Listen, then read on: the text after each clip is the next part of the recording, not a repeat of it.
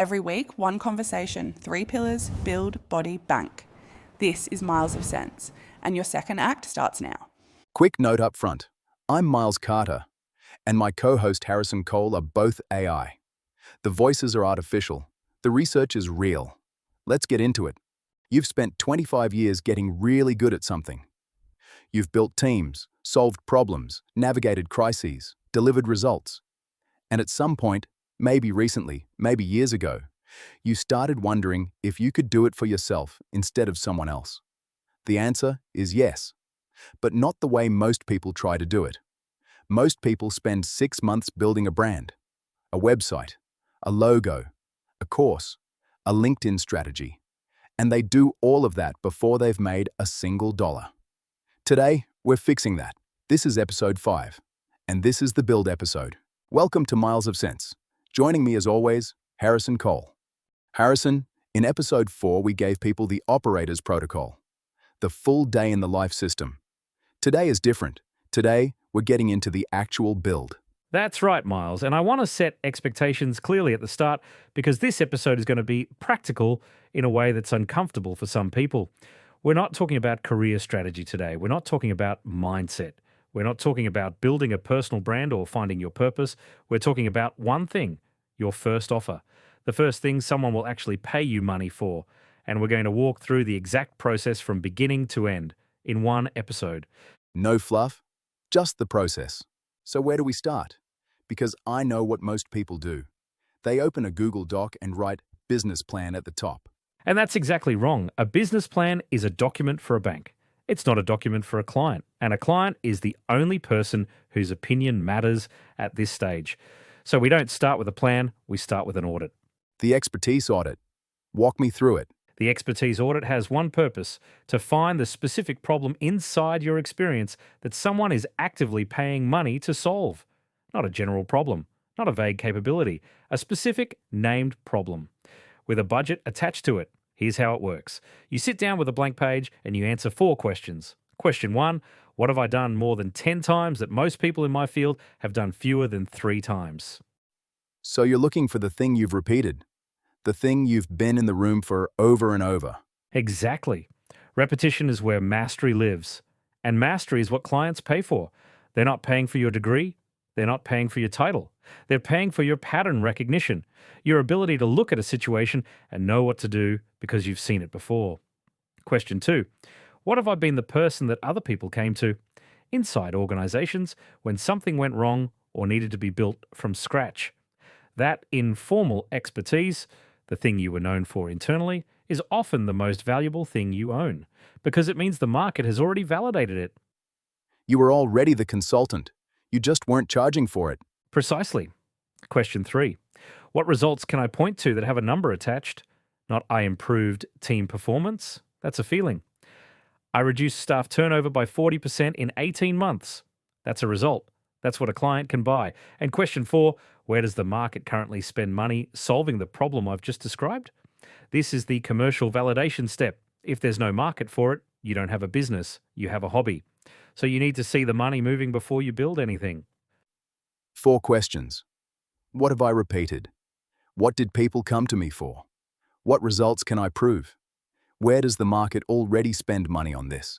That's the audit. And when you complete it honestly, not aspirationally, honestly, you will almost always find one thing that rises above the rest. One specific capability attached to a specific outcome in a market that already has a budget. That is your offer category. Not your offer yet, your offer category. What's the difference? The category is the space. Change management consulting for mid-market manufacturing businesses is a category. Leadership coaching for first-time executives in the technology sector is a category. The offer is the specific thing you do inside that category. What you deliver, over what time frame, for what result, at what price. The audit gives you the category. The offer document is where you build the actual product. The offer document. This is a term I don't think most people are familiar with. What is it, and why does it come before everything else? The offer document is a single page, sometimes 2, that answers 6 questions about what you're selling. It's not a proposal. It's not a brochure. It's an internal clarity document that you write for yourself before you ever speak to a client. Most solopreneurs skip this step. They go straight to the website or the pitch deck.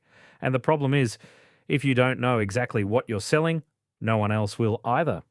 The confusion in your marketing is almost always a reflection of confusion in your thinking. The offer document forces you to get clear before you get loud. 6 questions. Hit me. Question 1. Who is this for? Be specific. Not business owners, not professionals. Operations managers in Australian manufacturing businesses with 50 to 200 staff who are preparing for an ERP implementation. The more specific the who, the more the right person feels immediately seen when they read your marketing. Question 2. What problem does it solve? 1 problem, not 3. The single most painful, expensive, urgent problem that person has right now. And I'm guessing the more specific the problem, the better? Always. Vague problems attract no one. Specific problems attract exactly the right person. I help operations managers avoid the 3 most common ERP implementation failures before they cost the business 6 figures is a specific problem. It names the fear, the consequence, and the stakes. That person recognizes themselves immediately. Question 3. What do you actually deliver? Not strategic guidance or coaching and support. What is the tangible output? A 12-week engagement? A 3-day audit? A 90-day implementation roadmap? The client needs to know what they're getting. Because they're buying a result, not a relationship. Exactly. Question 4. What is the measurable result? What does success look like at the end of the engagement? The client has a fully scoped implementation plan, a risk register, and a vendor shortlist ready to go to board. That is a result. It's tangible. It's deliverable. It's something you can point to. Question 5. Why are you the right person to deliver it?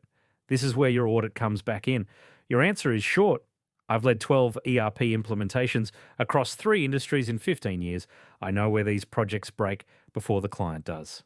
That's it. That's your credibility statement. Brief, but loaded. And question 6. What does it cost? We'll talk pricing in the next segment, but you need the number on the page before you talk to anyone.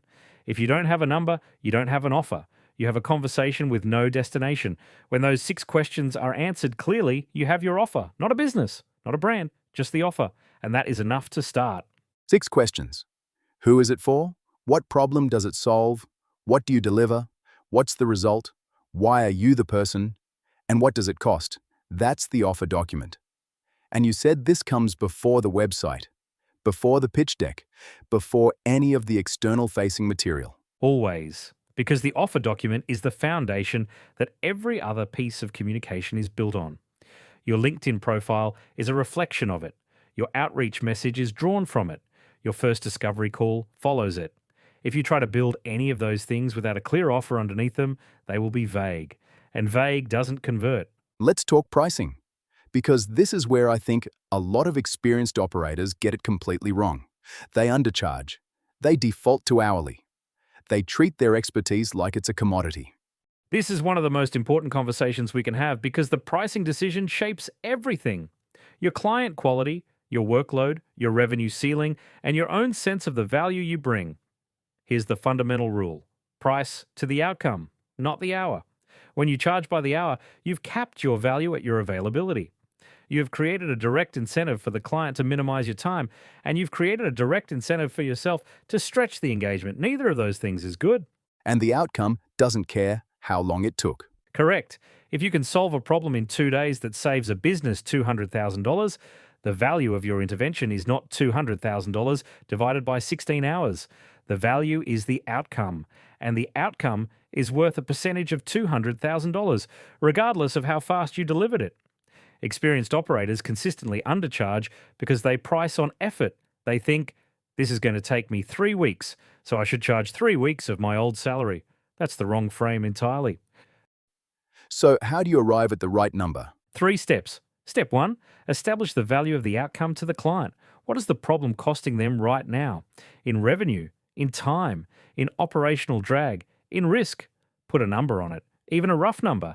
If they're losing $300,000 a year to a broken process, you're in the ballpark of a $30,000 to $60,000 engagement to fix it. That's 10 to 20% of the problem's cost. That's a sensible commercial ratio. Step 2, Research the market rate for this category of work. Not to copy it, to sanity check your number. If similar work is priced at $15,000 to $25,000 and you're coming in at $8,000, you're either undervaluing the work or you've misjudged the scope. What's step 3? Step 3. Set a price that makes you take the work seriously. This sounds counterintuitive, but it matters. If you price too low, you will attract clients who negotiate, delay, and don't commit. You'll resent the work. You'll underdeliver because the energy isn't there. When you price at a level that reflects the real value of what you do, something changes. The client shows up differently. You show up differently. The engagement has stakes, and stakes create results. For most first-time offers in the consulting and advisory space, a starting price of $5,000 to $15,000 for a defined engagement is appropriate. Not $500, not $50,000 on your first go. A number that is real, defensible, and represents the beginning of what you'll charge, not the ceiling. Price to the outcome. Research the market. Set a price that makes the work feel real. That's exactly right. Your first client is not your benchmark. Your first client is your case study. The goal is not to maximize revenue on engagement 1. The goal is to deliver a clear result, document it, and use that proof to price the next engagement higher. Every solopreneur I've ever worked with underestimated how quickly they could raise their prices once they had one documented win. One genuine testimonial from one genuine client changes the conversation entirely. All right. You've done the audit, you've written the offer document, you've set a price. Now what? Because this is where most people freeze. They've done the thinking, and they have no idea how to actually get in front of someone. This is the moment where the infrastructure myth kicks in. People believe they need a funnel, a website, a social media presence, a newsletter, a lead magnet before they can approach their first client. And none of that is true. Your first client will come from your network, not from your Instagram, not from your LinkedIn content strategy, from a direct conversation with someone who already knows what you do and trusts you to do it. Here's the rule: 5 emails. That's your entire outreach strategy for your first offer. 5 emails. That's it? 5 targeted, personalized emails to people in your existing network who are most likely to either need what you do or know someone who does. Not a mass email, not a newsletter blast. 5 individual messages to 5 specific people, written as if you were writing to one person. The structure of that email is simple. 3 sentences. Sentence 1, state what you're now doing and who you help. Sentence 2, describe the specific problem you solve. Sentence 3, ask a direct question. Is this something you're dealing with right now, or do you know someone who is? No pitch deck, no PDF, no long explanation. None of it. The goal of that first email is not to close a client, it's to start a conversation that you then direct toward a 30-minute discovery call. And here's what people underestimate. The conversion rate from a warm, personal outreach message to a discovery call is dramatically higher than any inbound funnel, because trust is already established. You're not a stranger on the internet. You're a known entity with a track record they've witnessed firsthand. The 5 people you email should be former colleagues, former clients, senior contacts from previous organizations, peers who've seen your work, and anyone who has ever said to you, "You should do this for yourself." Those 5 people are already pre-sold. They just need to know you're open for business. Exactly. And when you have those 5 conversations, even if none of them become clients immediately, you will learn 3 things that no business course will teach you. You'll learn how the market describes your problem in their own words. You'll learn what objections exist, and you'll learn whether your offer is priced correctly. That feedback from 5 real conversations is worth more than 6 months of market research, because it's real, it's current, and it's personal. And what if none of the 5 convert? Then you've learned something. Either the offer needs to be refined, the audience needs to be adjusted, or the message needs to be clearer. None of those things are failure. They're data. You refine the offer based on what you heard, and you send 5 more emails. Most people quit after the first 5 conversations if nothing converts immediately. The people who build real businesses are the ones who treat the first round as iteration, not rejection. The first offer rarely closes on the first conversation. That's normal. That's the process. Let's bring it all together. If someone is listening to this right now, parked in the car, walking the dog, sitting at their desk thinking about what comes next, what does the actual first week look like? Day by day. What are they doing? Day 1, you do the expertise audit. 4 questions, 1 hour. You don't need a whiteboard or a workshop. You need a notebook and honesty. By the end of day 1, you know your offer category. Day 2, you write the offer document, 6 questions, 2 hours maximum. You're not writing a proposal. You're writing clarity for yourself. By the end of day 2, you have a 1-page answer to what do I sell? To whom? At what price? With what result? 2 days. Audit and offer. What's day 3? Day 3, you set your price. You do the 3 steps: value of the outcome, market rate check, price that makes it real. You write the number at the top of your offer document, you commit to it. Then you write the 5 names, 5 people in your network. You write their names, your connection to them, and why they're on the list. You don't send anything yet, you're preparing. Preparation before outreach, not the other way around. Day 4, you write the 5 emails, one at a time, personalized, 3 sentences each. You read every one of them aloud before you send it. If it sounds like a template, rewrite it. If it sounds like you, send it. You send all 5 on day 4, and then you do something most people find extremely difficult. What's that? You wait. You don't follow up for 48 hours. You don't send a second message the next day because you're anxious. You give people time to read, to think, to respond.